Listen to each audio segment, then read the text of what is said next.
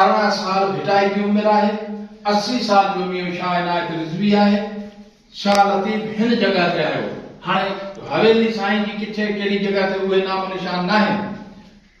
18 साल जी उम्र में शाह अब्दुल लतीफ़ भिटाई हवेली जे ॿाहिरां बीहे थो ऐं पाणी वञे पई।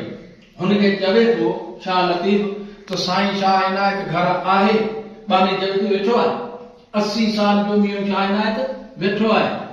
त शाह लतीफ़ पाणी खे चवे पियो त साईं खे चइजो त दर ते करे दां, दर ते करे दां। ही न्यापो भिटाई मोकिलियो। भिटाई जॾहिं इहो न्यापो ॾिनो, बानी वञी ॿुधायो त साईं अहिड़े नमूने सां नौजवान आहे, चवे थो दर ते करे दां, दर ते करे दां। मियो शाह इनायत 80 साल जो कोड़ो टिप ॾेई उथियो, लठ खणी टेक ते ॿाहिरि निकिरी, अब्दुल लतीफ़ तूं आहीं छा? पोइ वरी मियो शाह इनायत जवाब ॾिनो, कहिड़ो? शाह लतीफ़ चयो त दर ते करे दां, दर ते करे दां। मियो शाह इनायत चयो त कुले लाए बांह ऐं पिरी कंदुसि पंहिंजो। तूं घबरा न, तूं भली शाइरी पियो करीं, तूं शाइरी छो नथो करीं लतीफ़? चयसि शाइरी छा करियां, ज़मीन खिड़ी पई आहे। मूंखां अॻु में मखदूम नूह सरवर काज़ी कादन ऐं शाह लुत्फुल्लाह कादरी, मियो शाह अब्दुल करीम बुलड़ी वारो, इहे वॾा वॾा शाइर मूंखां अॻु में शाइरी करे विया आहिनि। ज़मीन खिड़ी पई आहे त मियो शाह इनायत पुठिरी ते हथाणी चयो तूं वञी समुन खेड़।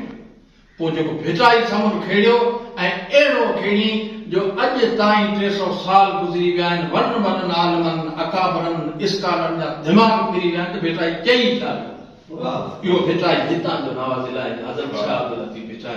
ही साईं मियो शाह इनायत रिज़वी रहमतुल्लाह अलैह, इन जा पुट शाह शरीफ, शाह बिलावल, कुतुब शाह, ही शाइर आहिनि। ऐं अच्छा, शाह बिलावल जो बैत हिकिड़ो मूंखे यादि पियो अचे, सुर सारंग में शाह बिलावल चए थो त वियूं लाल वरन ॾियनि ओतूं उतर सामियूं, भरिया तड़ तरायूं मींहनि मोया मन, उठियो उमरकोट ते सवाई सारन, जजी जुणे जन ते सूधी आहे समन। पोइ बादल क्या बिलाल चए मथे दाली दन, आगे क्या अमन ख़ालिक पंहिंजी ख़ल्क़ से। इहो त हो पोटे जो बैत।